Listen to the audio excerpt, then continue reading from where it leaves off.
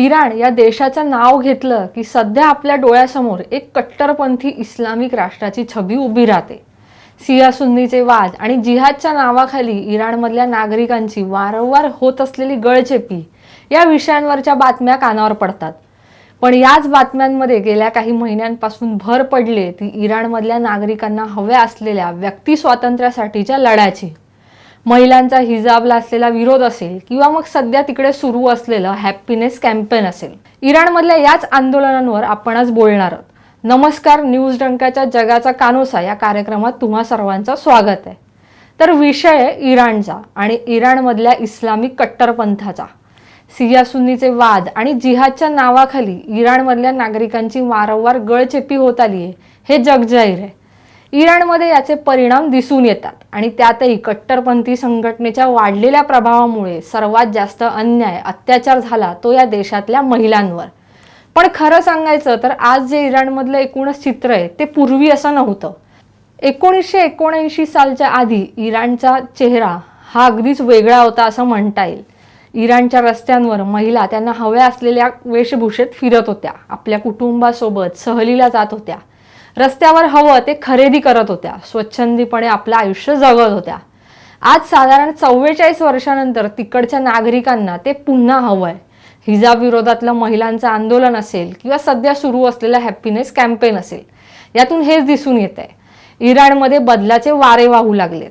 हिजाब विरोधातलं इराणमधलं आंदोलन हे साधारण 2 दशकं झाली सुरू आहे, पण 2022 मध्ये हे आंदोलन अधिक तीव्रतेने पेटलं आणि प्रकाशझोतात सुद्धा आलं। सोशल मीडियाच्या या पर्वात जगभर याची खबर पोहोचली।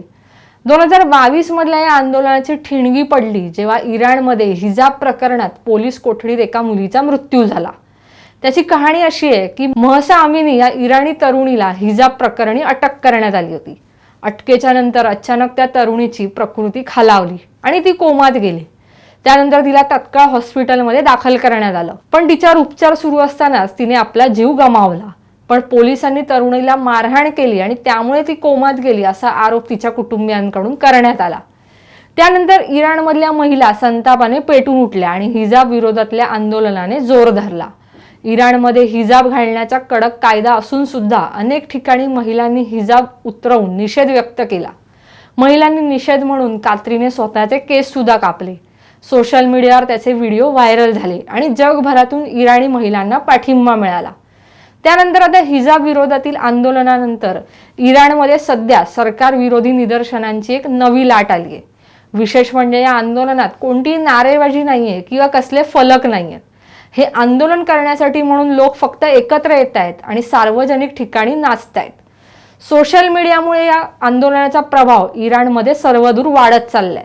या आंदोलनाच्या माध्यमातून लोक त्यांच्या आनंदाची आणि स्वातंत्र्याची मागणी करत असल्याचं त्यांचं म्हणणं आहे।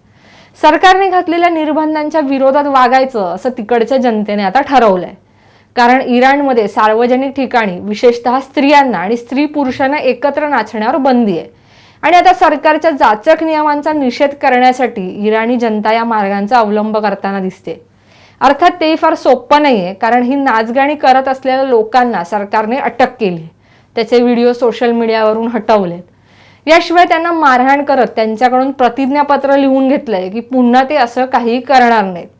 पण संगीत, नृत्य आणि गायन हे इराणच्या संस्कृतीत खोलवर रुजलेले आहेत आणि इस्लामिक धर्मगुरूंनी गेल्या 44 वर्षांच्या कारकिर्दीत ते दूर करण्याचे प्रयत्न मोठ्या प्रमाणात केले, पण त्यांना फार यश आलं नाहीये। तिकडच्या लोकांना त्यांचं स्वातंत्र्य पुन्हा हवंय, त्यांना त्यांचं पूर्वीचं आयुष्य पुन्हा जगायचंय। पण 1979 मध्ये अशी काय ऐतिहासिक घटना घडली की इराणमधली परिस्थिती एकदम पालटली? तर 1979च्या आधी इराणमध्ये सगळी परिस्थिती अगदी मस्त होती। इराणमधल्या लोकांवर पश्चिमी देशांचा प्रभाव होता। सर्वांना समान अधिकारांबरोबरच पश्चिमी संस्कृतीचा प्रभावही इराणच्या नागरिकांवर पडला होता। वेशभूषा असेल, राहणीमान असेल, यावर कोणतेही निर्बंध नव्हते। महिलांवर सुद्धा निर्बंध नव्हते। तिथला समाज पुढारलेला होता आणि लोकही धार्मिक निर्बंधांपासून दूर होते। महिलांवर हिजाबची सक्ती नव्हती, पुरुषांप्रमाणेच समान अधिकार महिलांना होते। पण 1979 मध्ये इराणच्या शाह मोहम्मद रजा पहलवी यांना सत्तेतून बडतर्फ करण्यात आलं। त्यानंतर त्यांना सत्तेबरोबर देश सुद्धा सोडावा लागला। पुढे अयातुल्ला खोमेनी यांच्या नेतृत्वातच इराणमध्ये इस्लामिक राज्याची स्थापना झाली आणि शरिया कायदा लागू झाला. त्यासोबतच आले निर्बंध. शरियाला इस्लामिक कायदा असंही म्हटलं जातं. तसं शरियाला इस्लामिक कायदे आणि चालीरीतीनुसार जीवन जगण्याची एक शैली म्हणता येईल. या निर्बंधांमुळे स्त्रियांना घराबाहेर पडताना केस झाकण्याची सक्ती करण्यात आली. हिजाब घालणं अनिवार्य करण्यात आलं. नियम पाळले नाहीत तर कठोर शिक्षा सुद्धा केली जाऊ लागली. देशाबाहेर प्रवास करायचा असेल तर वडिलांची किंवा नवऱ्याची परवानगी घ्यावी लागायला लागली. स्त्रियांचं आयुष्य हे पिंजऱ्यात बंदिस्त झालं. खोमेनी सत्तेवर येताच त्यांनी पहिले कौटुंबिक संरक्षण कायदा निलंबित केला. त्यामुळे महिलांचे अधिकार हे अधिकच खुंटीत झाले.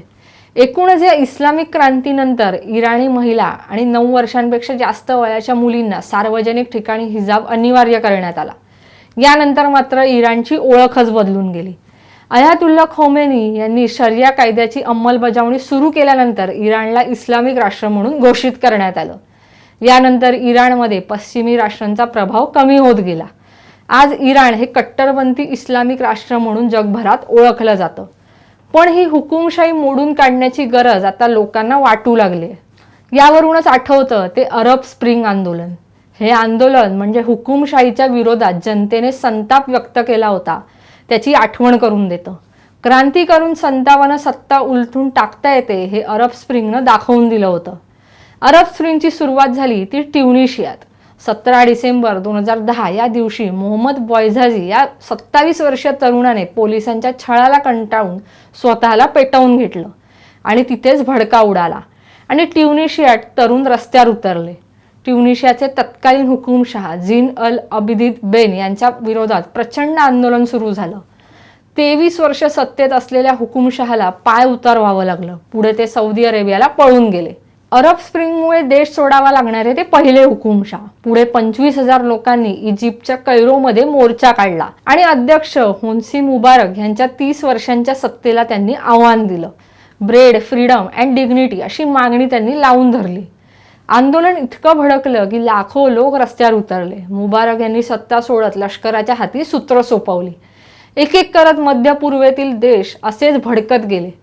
Libya, Yemen, Algeria, Jordan, Kuwait, Oman, Syria, Morocco, Kuwait, Sudan, Iraq या साऱ्याच देशात सत्ताधीशांना पळताभुई थोडी झाली. पण जसा जसा काळ लोटला तसे हे देश पुन्हा एक प्रकारे हुकुमशाहीकडे वळले.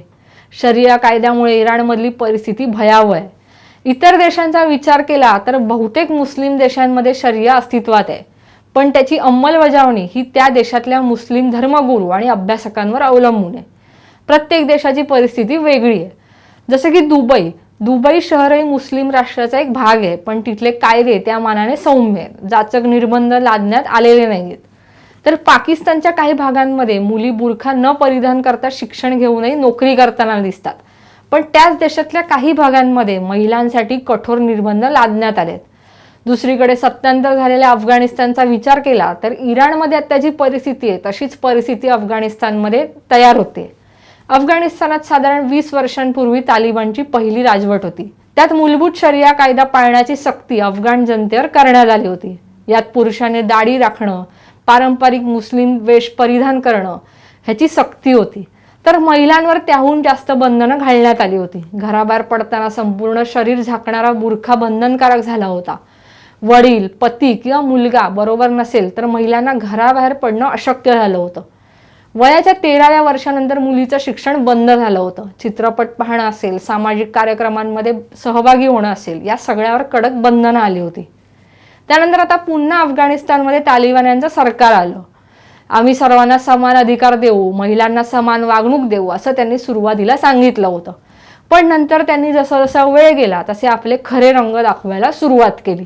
महिलांच्या शिक्षणावर निर्बंध घालण्यात आले. नोकरी, बाहेर फिरण्यावर बंदी घालण्यात आली. त्यामुळे आता अफगाणिस्तानमध्ये सुद्धा पुन्हा एकदा महिलांवर निर्बंध घालायला सुरुवात झाली. पण 21व्या शतकात जगामध्ये लोकशाही, कायद्याचं राज्य आणि समतेचा विचार जोर धरत असताना या काही देशांमध्ये असे अनेक निर्बंध लादले जात आहेत. त्याच विरोधात आवाज आता जनता उठवू लागली. त्यामुळे इराणमध्ये सुरू असलेलं हे आंदोलन कुठलं वळण घेणार हे येणारा काळच ठरवेल. तोपर्यंत तुम्ही पाहत राहा न्यूज डंका. आणि हा व्हिडिओ जर तुम्हाला आवडला असेल तर व्हिडिओला लाईक करा, शेअर करा आणि चॅनलला आमच्या सबस्क्राईब करा. धन्यवाद. आमचा व्हिडिओ जास्तीत जास्त लाईक करा, शेअर करा आणि आमचं यूट्यूब चॅनल सबस्क्राईब करा. धन्यवाद.